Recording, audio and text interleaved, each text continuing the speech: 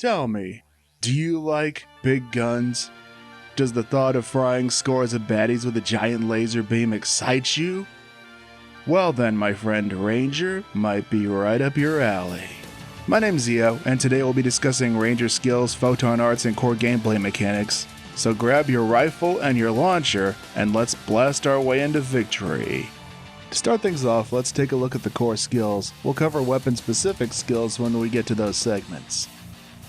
Blight rounds, aka weak bullet, is Ranger's main class only signature skill and one of the most important in the game. It puts down a marker that increases damage dealt to that spot for 15 seconds by 20%. Free damage for everyone, and I do mean everyone. With Blight rounds reinforced, it gets even better. If you hit that spot 100 times, that red ring turns purple, allowing you to deal 5% more damage for another 15 seconds.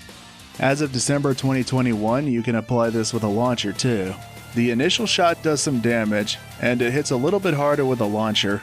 The launcher has a longer windup and reload animation like you see here. You can't attack during that reload animation. It does have hit collision, which means you can hit the wrong body part with it.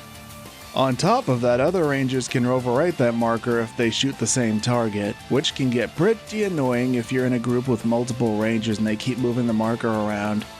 As a Ranger, your job is to keep this up at all times. Proper usage of the skill will make any fight in the game go significantly faster. Rangers also have skills that increase resistance to status ailments as well as reduce their duration. The rifle is your comfy mid-range run and gun option that does solid damage. The weapon action will do a quick slide with a volley of shots. If you have slide shot advance, you'll be invincible during this time. If you're too close or too far away, you'll do less damage. But if you're in the sweet spot, your target marker will turn orange. When you hold down the weapon action, Rifle Grenadier will deploy a mine when stationary and fire off a grenade when moving. The mine will hit anything in its radius when it blows up. Spread Shot cracks off a spicy close-range shotgun blast after you fill up a meter like you would a photon blast. Spread Shot Wide Range turns this into a frontal AoE.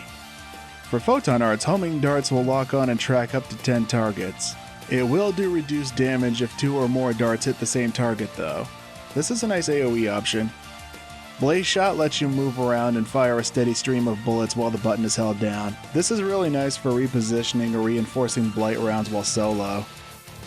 Raising Shot is your primary DPS tool. When you charge it, it'll fire off a piercing shot. The uncharged version has better tracking, but is less PP efficient. Now on the other side of this coin, you have the launcher, which trades mobility for raw firepower. It doesn't have the range requirement like the rifle does. Sticky Bomb is perhaps one of the best weapon actions. This restores PP based on how many hits you land after it detonates. But you won't get any PP back if your target dies before it blows up.